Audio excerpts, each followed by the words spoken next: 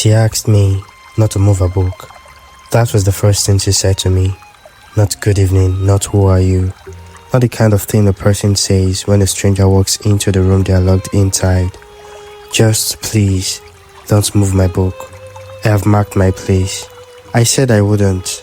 I cleaned around it, the whole cell, floor to ceiling, and the book stayed exactly where she left it on the small table by the window. I have thought about that book for the rest of my life.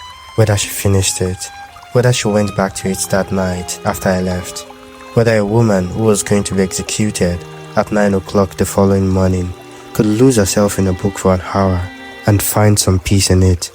I hope she could. I was not in a position to ask. My name is Margaret. I was a serving woman in the Tower of London in the spring of 1536. Not a lady in waiting, not a companion, not one of the women of rank who attended the Queen in her chambers and ate with her and kept her company in those final weeks. I cleaned. I emptied the chamber pot and swept the floors and changed the rushes and carried the water up the stairs and made the room as bearable as a stone cell in a fortress can be made for a woman who knew she was going to die in it. That was my function.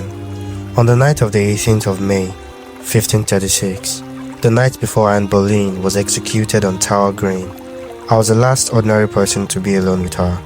Not a priest, not a guard, not a lady of a household.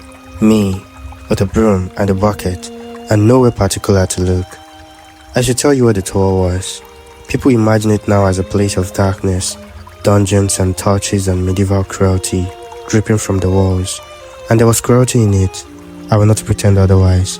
I saw enough in my years there to know what that place was capable of. But it was also just a place people lived. Constables and their families, servants and soldiers, tradesmen who came and went. Children played in the courtyards, dogs ran loose. Laundry hung between the walls on dry days. The tower was a city within a city, and like any city, most of what happened in it was ordinary, until it wasn't. Anne Boleyn had been brought to the tower on the 2nd of May. I was not there when she arrived. I heard about it the way you heard most things in the tower, through other servants, through fragments of conversation, through the particular quality of silence that fell over the place when something significant had happened, and nobody quite knew yet how significant it is. The Queen is here, someone said in the kitchen that evening. The Queen is here, and she is not here as Queen. That sentence moved through the serving staff like cold water.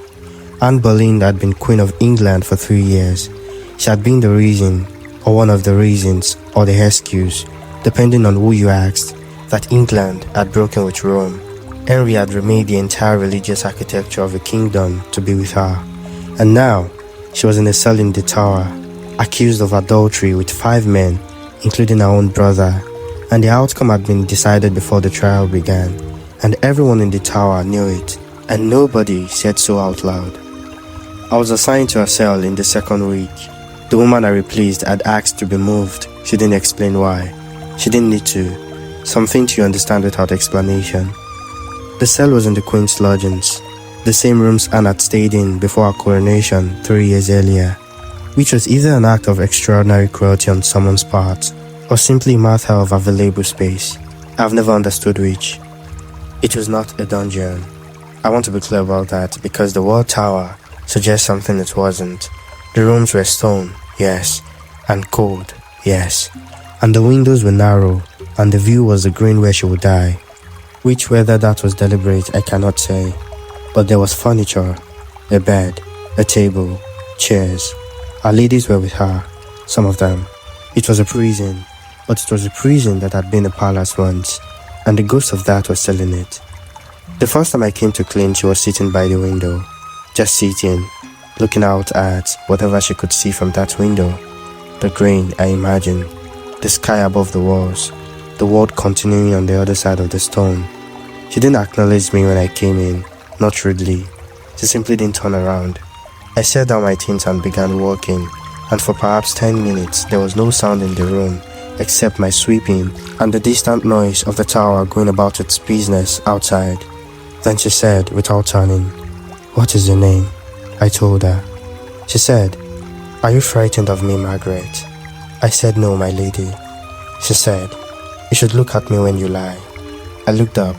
She was watching me now, half turned from the window. There was something in her face, not unkindness, the opposite of unkindness, something that had been stripped of the performance of being a queen and was just a face, a person's face, inside a situation too large for any face to fully contain. I said, "I'm a little frightened, my lady." She said, "That is more honest," and she turned back to the window. I came every day after that. She did not always speak. Some mornings she was with her ladies, and the room had a kind of forced lightness to it. Women trying to maintain the ordinary rhythms of companionship in circumstances that made ordinary rhythm almost impossible. They sewed, they prayed, they talked about the things that were not the thing. Other times she was alone and very quiet. Once I came in and she was crying, not dramatically, not the weeping of someone who wanted to be seen weeping, quietly, with her back to the room, standing at the window, her shoulders doing the work of it while the rest of her stayed still.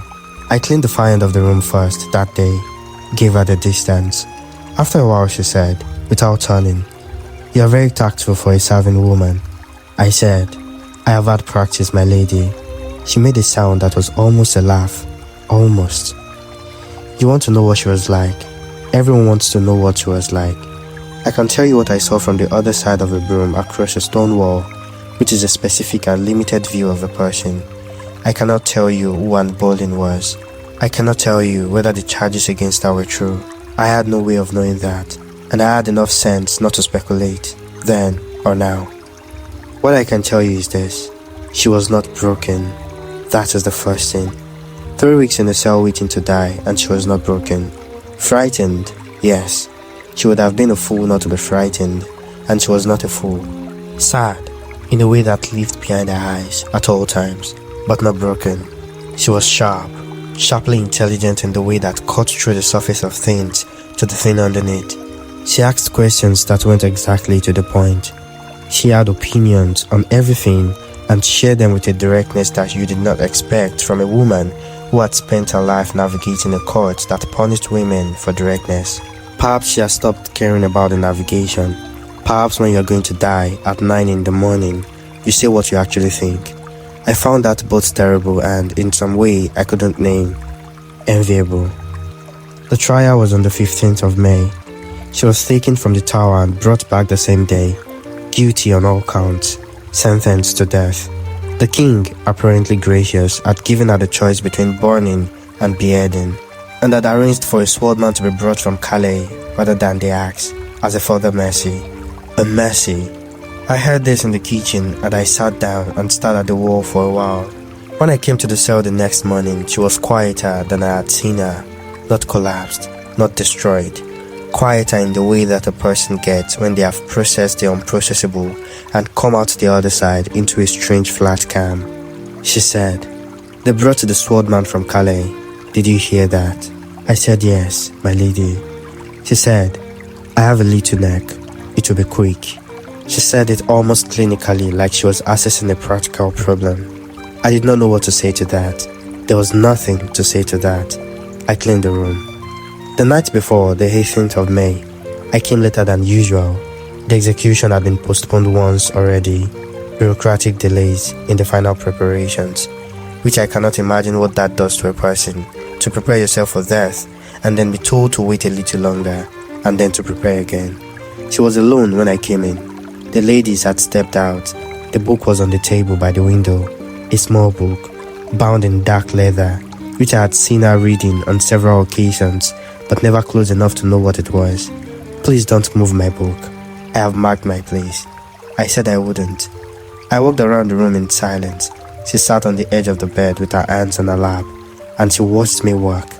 Not impatiently, just watching. The way a person watches something ordinary when they are aware it might be the last ordinary thing they see. After a while she said, "Do you have children, Margaret?" I told her I had two, a boy and a girl. She said, "How old?" I told her.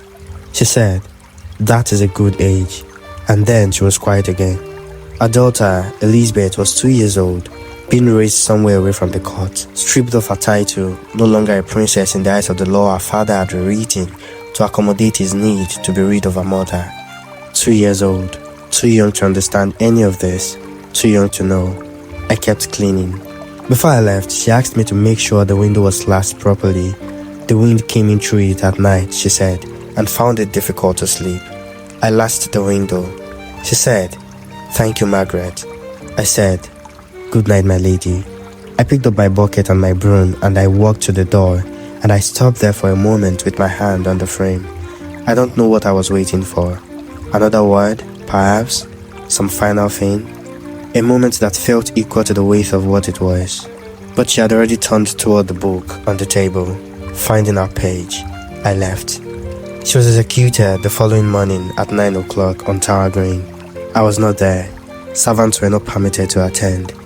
I heard the sounds of it from the other side of the tower, the crowd, which was small by order of the king, and then the quiet that followed it. A different kind of quiet from the one the tower usually made. I went to the cellar afterward. I don't know why, nobody sent me. There was nothing left to clean. The room had already been emptied, the furniture, the ladies' belongings, the small personal items that made a prison cell briefly into a place someone lived. The book was gone. I stood in the empty room for a while. Stone walls, narrow window, the green visible below where the scaffold had been and was now taken down by men who had somewhere else to be. I thought about her saying, "I have a little neck." I thought about her asking about my children. I thought about her finding her page. Her daughter, Elizabeth, was crowned Queen of England 22 years later. She ruled for 45 years. They called it a golden age. Anne Boleyn was 28 years old when I latched her window for the last time. 28. Her daughter remade England, defeated the Spanish Armada, became the thing they wrote poems about for centuries. And the woman who made her, the woman I brought water to and cleaned floors for, and tried not to stir her heart when she cried by the window, barely gets a footnote before the story moves on to the daughter. That is not right. I don't have the power to make it right, but I was there. I can say that she was not broken. I can say that she asked about my children. I can say she found her page. My name is Margaret. I cleaned the cell. I latched the window. I was the last ordinary thing that happened to her.